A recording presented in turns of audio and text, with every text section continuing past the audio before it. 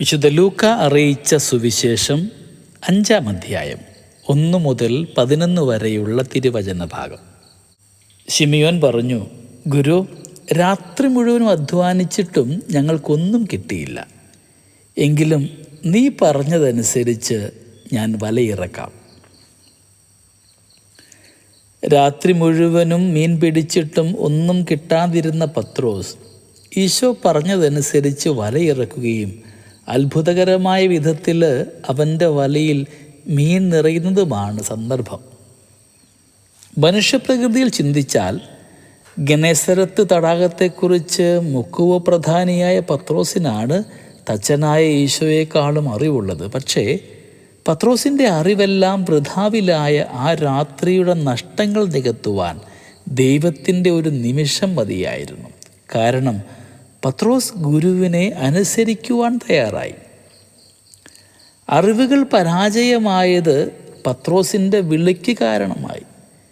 ചില അധ്വാനങ്ങൾ നിഷ്ഫലമാകുന്നതും ചില രാത്രികളിലെ നിദ്ര നഷ്ടമാകുന്നതും ഏതാനും പരിശ്രമങ്ങൾ പരാജയമാകുന്നതും കണ്ട് മനസ്സ് മടുക്കരുത്.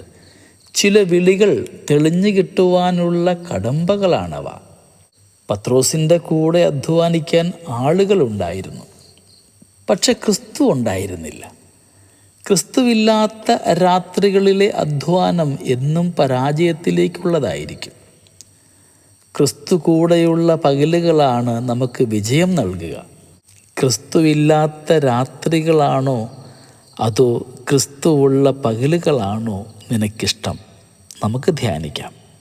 ഈശോയുടെ ശബ്ദം തിരിച്ചറിയുവാനായിട്ട് നമ്മുടെ കാതുകൾ ഓർക്കാം.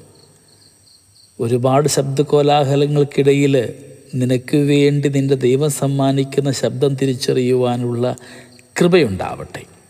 നമുക്ക് പ്രാർത്ഥിക്കാം. ദൈവം നമ്മളെല്ലാവരെയും സമൃദ്ധമായിട്ട് അനുഗ്രഹിക്കട്ടെ. നമ്മുടെ കർത്താവ് ഈശോ മിശിഹായുടെ കൃപയും പിതാവായ ദൈവത്തിൻ്റെ സ്നേഹവും പരിശുദ്ധാത്മാവിൻ്റെ സഹവാസവും നമ്മളെല്ലാവരോടും കൂടെ ഉണ്ടായിരിക്കട്ടെ, ഇപ്പോഴും എപ്പോഴും എന്നേക്കും. ആമേൻ.